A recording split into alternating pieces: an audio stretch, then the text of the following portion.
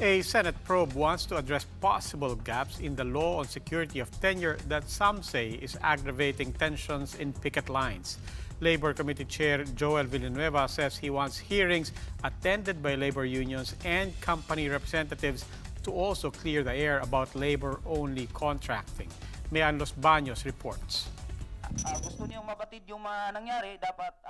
Reynanto Godinez has been working at the NutriAsia plant for 10 years. At the Senate hearing, he complained about not being regularized. He said his salary has stayed the same at 380 pesos per day. But NutriAsia insists Godinez and the 200 other employees now on strike at the company's plant in Marilao, Bulacan are not under NutriAsia. NutriAsia says they are employees of B-Mirk, which supplies services to the company.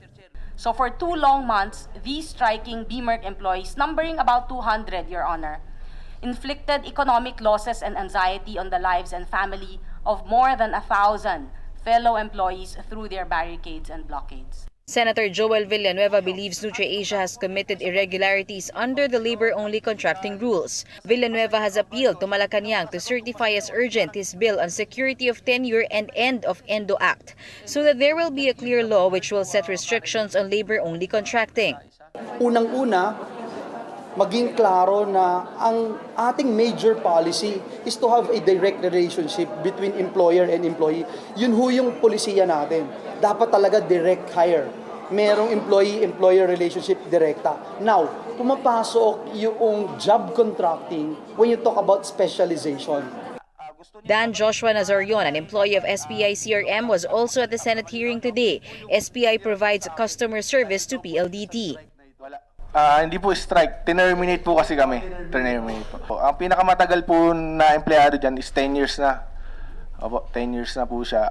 Wala rin po kaming salary increase. But PLDT explains that they do not have the authority to terminate employees of SPI who are working for them as part of the customer service department.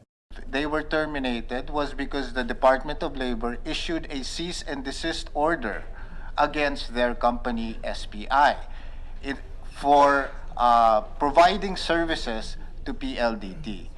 PLDT insists that the company is suffering too from the termination of some of their employees. It would be counterintuitive and counterproductive for PLDT to issue a termination order that will not allow us to render good service to our subscribers.